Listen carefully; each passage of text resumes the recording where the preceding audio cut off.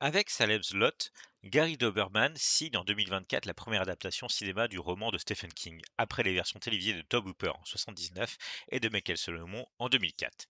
Le film, porté notamment par Levis Pullman, Mackenzie Legg, Alfred Woodward, Bill Camp, Pilou Asbeck et William Sattler, est sorti directement sur Max aux États-Unis le 3 octobre 2024 après une trajectoire de distribution assez symptomatique du cinéma de genre contemporain. Produit comme un film, retenu longtemps dans les tiroirs, puis relâché en streaming comme une chauve-souris fatiguée dans un grenier numérique. Le problème de ce Salem, ce n'est pas qu'il trahit Stephen King, c'est presque pire. Il le résume. Le roman de King, publié en 1975, n'est pas seulement une histoire de vampire, c'est une radiographie de l'Amérique provinciale, une petite ville déjà malade, avant même que Barlow ne plante ses crocs dans la gorge des habitants.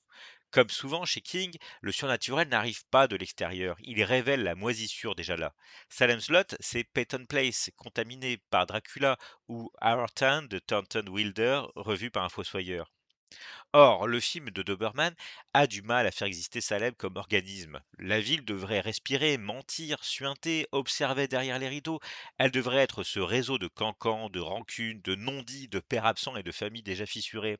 Mais ici, elle devient surtout un décor, joliment éclairé, parfois parcouru par quelques silhouettes, mais rarement habité.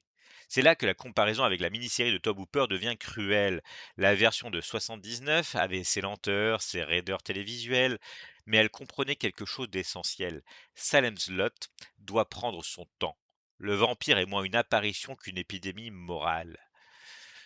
Chez Hooper, le mal s'installe comme l'humidité. Chez Doberman, il est livré avec montage accéléré, effets numériques et climax de parc d'attractions. Doberman n'est pas un inconnu dans l'horreur contemporaine. Il a écrit autour de l'univers Conjuring, travaillé sur l'adaptation de ça et réalisé Annabelle Comes Home. Dans une interview, il expliquait vouloir traiter Salem's Lot comme une sorte de film de vampire classique, revigoré par une approche moderne, un peu à la manière dont The Conjuring avait réactivé la maison hantée. L'intention est lisible, trop lisible même. Le film semble parfois cocher les cases d'un cahier des charges, une maison inquiétante, un enfant en lévitation, des croix lumineuses, des vampires aux yeux de poisson mort, quelques jumpscares, un final spectaculaire. Tout est là, mais quelque chose manque, la fièvre. Doberman a un sens correct de l'image horrifique, mais il confond souvent efficacité et précipitation. Or, Salem's Lot n'est pas Annabelle, ce n'est pas un mécanisme à sursaut, c'est un récit d'invasion lente, une gangrène communautaire. Le film veut aller vite, probablement parce qu'il doit condenser un gros roman en 113 minutes. Résultat, les personnages entrent, sortent, meurent, s'inquiètent, comprennent parfois trop vite, et le spectateur court derrière eux avec une lampe torche dont les piles clignotent. La critique de rogerhebert.com pointait justement cette impression. Doberman ne laisse pas assez les événements linger, ne laisse pas les scènes déposer leur poison. Et c'est exactement cela. Le film a peur du silence, il a peur de la durée, il a peur du roman qu'il adapte. Lewis Pullman incarne Ben Mears, l'écrivain qui revient dans sa vie natale et découvre que Salem est en train de basculer dans le vampirisme. Pullman a une présence intéressante. Il n'a pas l'arrogance solaire d'un héros hollywoodien classique, plutôt une douceur inquiète, un air de survivant qui aurait oublié de fermer une porte derrière lui. Mais le film ne lui donne pas assez de matière. Ben Mears devrait être hanté par son passé, par la maison Marsden, par cette idée très kingienne que l'enfance n'est jamais terminée, seulement enterrée sous une fine couche de gazon. Ici, son retour manque de poids. Il revient, il constate, il agit. La psychologie reste fonctionnelle, comme un meuble Ikea monté sans conviction.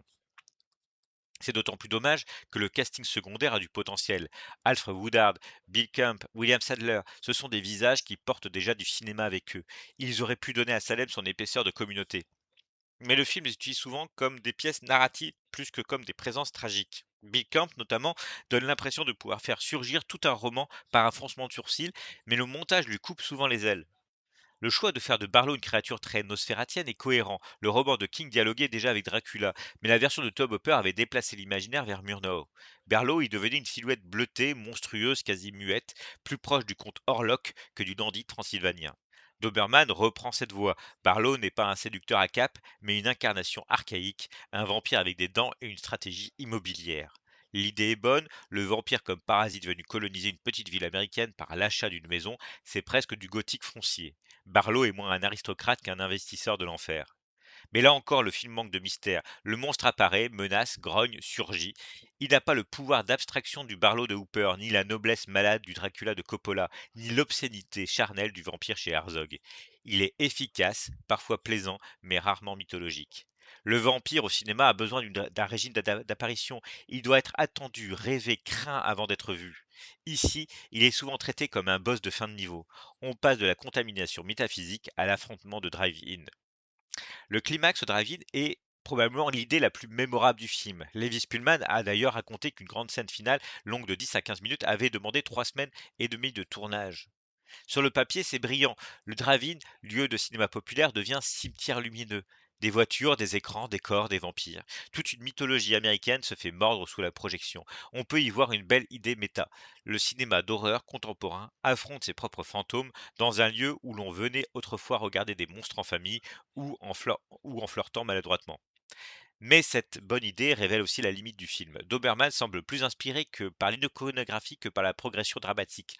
Le drive-in est visuel, spectaculaire, presque ludique. Pourtant, Salem Slot devrait culminer dans le désespoir, pas dans une séquence d'action horrifique. La ville entière est censée être perdue. Ici, on a parfois l'impression qu'une attraction d'Halloween ouvre ses portes à 22 heures. Ce Salem souffre d'une maladie très contemporaine. Il veut être patrimonial sans être lent, classique sans être poussiéreux, horrifique sans être trop cruel, spectaculaire sans vraiment trahir le matériau. Il finit donc avec une zone médiane, ni honteuse, ni mémorable. Le Salem Slot de Hooper avait une force d'image qui survit à ses défauts. L'enfant vampire flottant devant la fenêtre, les yeux de Barlow, la maison Marston comme abcès architectural. Celui de Doberman a quelques beaux moments, mais peu d'images qui s'impriment durablement. Il y a du savoir-faire, oui, mais le savoir-faire n'est pas la mise en scène, c'est parfois seulement de la plomberie avec des néons rouges. On peut aussi penser à Midnight Mass de Mike Flanagan, qui avait compris mieux que beaucoup d'adaptations officielles de King ce que King apporte au fantastique américain. Le poids de la communauté, la parole, la foi, la culpabilité, l'alcool, les deuils, les solitudes, rance. La religion comme consolation et poison. Face à cela, Saleh, version 2024, paraît presque pressé de ne pas déranger. Il mord, mais il ne contamine pas. Il serait injuste de massacrer le film. Salem Slot de 2024 n'est pas un naufrage. Il a une vraie affection pour le roman, une direction artistique honorable, quelques séquences réussies, un casting solide et un goût visible pour le vampire à l'ancienne. La critique anglo-saxonne a d'ailleurs souvent été mitigée plutôt que franchement assassine, reprochant surtout au film son manque de développement et d'effroi progressif. Ce Guardian, par exemple, soulignait que malgré quelques scènes efficaces et un bon casting, le film souffrait d'un rythme trop précipité et d'un manque de montée de la terreur. Mais c'est précisément ce qui blesse. Salem Slot avait besoin d'ampleur, pas forcément de 3 heures, mais d'une respiration romanesque. Le roman de King est une toile d'araignée. Doberman en garde les fils principaux, mais retire trop de rosée.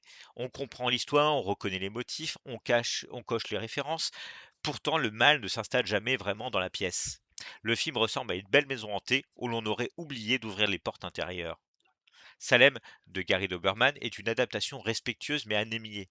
Un vampire de studio bien coiffé dans son cercueil numérique, qui connaît ses classiques mais manque de sang impur. Il regarde vers Murnau, Hooper, King, The Conjuring, le cinéma de drive-in et la mythologie gothique américaine, mais il ne parvient jamais à transformer ses influences en véritable cauchemar collectif.